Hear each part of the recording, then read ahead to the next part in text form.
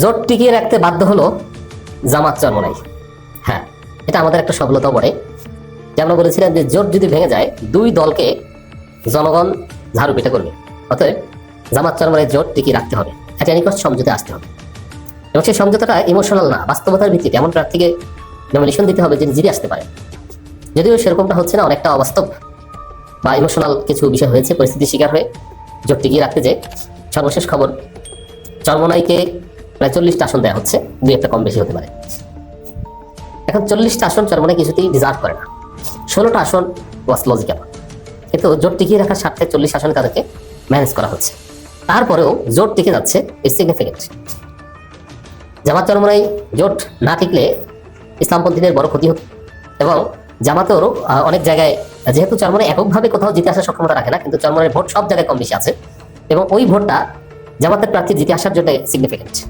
দর্শক, পরিস্থিতি সেদিকে যাচ্ছে। আমার দেশের খবর, টানাপোড়েনেও জোট ভাঙার ঝুঁকি নিচ্ছে না জামাত চরমোনাই। এর মানে ইখতিলাফ ছিল, আছে, তারপরও সর্বশেষ মিটিং করে নানানভাবে তারা একমত হয়েছে যে আর যাই হোক জোট ভাঙা যাবে না, জোট রাখতে হবে। দুই পক্ষই তাদের অনর অবস্থান থেকে কিছুটা নরম হচ্ছে। চরমোনাই প্রথমে 143টা গ্রেডের আসন থেকে শুধু 43টা নেমেছে, এখন ওই 43টাই তারা চায়, কিন্তু জামাত 40টার বেশি দিতে যাচ্ছে না। 36 থেকে 40 এর মধ্যে থাকবে বলে আমরা মনে করছি। তো এবং সোশ্যাল মিডিয়ায় যে উত্তেজনা ছিল জামাত চরমোনাইয়ের মধ্যে, সেটাও কিছুটা প্রশমন হয়েছে। দুই দলের পক্ষ থেকে নিউজ শেয়ার করা হচ্ছে, আমির জামাত এবং পীর সাহেব চরমোনাই একটা মিটিং আছেন মামুনুল হক, এরকম একটা ছবি দিয়ে, যেটা টানাপোড়েন কেটে গেছে। খুব শীঘ্রই চূড়ান্ত ঘোষণা আসবে, একদম শেষ পর্যায়ে দুই দলের দর কষাকষি। এটা জাতির জোট একটা সুখবর বটে। অতএব জোট টিকিয়ে রেখেছে বা রাখছে, তার চেয়ে বলবো বাধ্য হয়েছে। এই যে আমরা যারা চরমোনাই সমালোচনা করেছি, জামাতের সমালোচনা চরমোনাই লোকজন করেছে, আমি সবাইকে ওয়েলকাম জানাই। তবে নেতারা যারা শায়েখে চরমোনাই সহ যেসব নেতারা উল্টাপাল্টা কথা বলেছেন, তাদেরকে ব্যক্তিগতভাবে ভুগতে হবে বলে মনে করি। কারণ তাদের জিতে আসার সম্ভাবনা কমে গেছে অলরেডি, কারণ তারা সবার আন্তরিক সাপোর্ট পাবেন না। আর অ্যাক্টিভিস্টরা যারা একে অপরের সমালোচনা করেছেন, তাদেরকে ওয়েলকাম জানাতে হয়। কারণ অ্যাক্টিভিস্টরা তো নির্বাচন করবেন না, তারা মূলত চাপে রাখার জন্য, যেমন চরমোনাই অ্যাক্টিভিস্টরা জামাতকে চাপে রাখার চেষ্টা করেছে, জামাতের অ্যাক্টিভিস্টরা চরমোনাই চাপে রাখার চেষ্টা করেছে। ইটস গুড, এটার একটা আউটকাম যে জোট টিকিয়ে রাখতে তারা বাধ্য হয়েছে। শেষ পর্যন্ত একটা ভালো সমাধান হচ্ছে। যারা অনেকে বুঝেন না যে আমরা সমালোচনা করি, চাপ দেই, এটা কেন করি? ভালোর জন্য করি, এরকম কিছু পজিটিভ অর্জনের জন্য করি। দর্শক, জামাত ইসলামী সহ 11 দলীয় নির্বাচনী জোটে চরমোনাই পীরের নেতৃত্বাধীন ইসলামী আন্দোলন বাংলাদেশের সঙ্গে আসন বন্টন নিয়ে এখনো দরকাশি চলছে। তবে এর নির্দিষ্ট টানাপোড়েন প্রায় কেটে গেছে। তাহলে এটা আমরা সন্দেহাত্মকভাবে বলতে পারি যে জামাত চরমোনাই জোট শেষ পর্যন্ত টিকে গেছে, যাবে না, টিকে গেছে, এবং টিকিয়ে রাখতে তারা বাধ্য হয়েছে।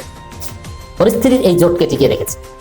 আর আসলে পুরো পরিস্থিতিটাই এবারের 5 আগস্ট পরবর্তী সিনারিওটাই এরকম, যে রাজনৈতিক দলগুলো অ্যাচিভমেন্টের চাইতে আল্লাহর রহমতের ক্যারিশমা বেশি।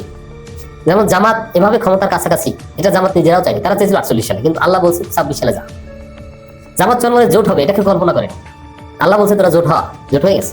আবার জোট যায়, আল্লাহ বলছে না, এই জোট টিকিয়ে রাখি। এটা আল্লাহর খাস রহমত, আল্লাহর কাছে শুকরিয়া করেন দুই দলের নেতারা, এটা আপনাদের অর্জন দেখি না। এবং এই যে জোট টিকিয়ে রাখতে বাধ্য হবে, যে কারো কোনো উপায় নেই এদিক ওদিক যাওয়ার, এটাও তো একটা আল্লাহর খাস রহমত। এরকম তো হওয়ার কথা ছিল না। প্রধান দুই দলের পক্ষ থেকে শেষ পর্যন্ত সমঝোতার ইঙ্গিতই দেওয়া হচ্ছে। উভয় দলই ছাড়ের মানসিকতা নিয়ে সমঝোতার পক্ষে, কারণ আসন নিয়ে টানাপোড়েন থাকলেও কোনো দলই জোট ভাঙার দায় নিতে চাইছে না। কারণ আমি বলেছিলাম বেশ কয়েকটা আলোচনায়, এই জোট ভাঙলে ইতিহাস তাদেরকে ক্ষমা করবে না। যাদের কারণে, যাদের ভুলে জোট ভেঙে যাবে, ইতিহাস তাদেরকে ক্ষমা করবে না। এখানে জামাত সেফ জোনে ছিল, কারণ জামাত তো বলেছে আমরা জোট চাই, আমরা এই কটা আসন দিব।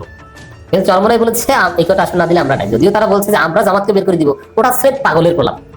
যেমন যে বলে যে আমরা জামাতকে বের করে দিব, এর মাথা ঠিক নাই, এটা কোনো সুস্থ মানুষ বলতে পারে না, এবং পৃথিবীর কেউ ওটা বিশ্বাস করে না যে তারা জামাতকে বের করে দিবে।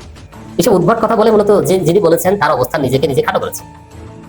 তিনি আসলে অনুতপ্ত, আমার যেটা মনে হয়। পরবর্তীতে কিছু বক্তব্য দিয়েছেন এই বক্তব্যের মেকআপ হিসাবে, যেটা থেকে বোঝা যায় যে তিনি কিছুটা হলে অনুতপ্ত, বুঝতে পারেননি।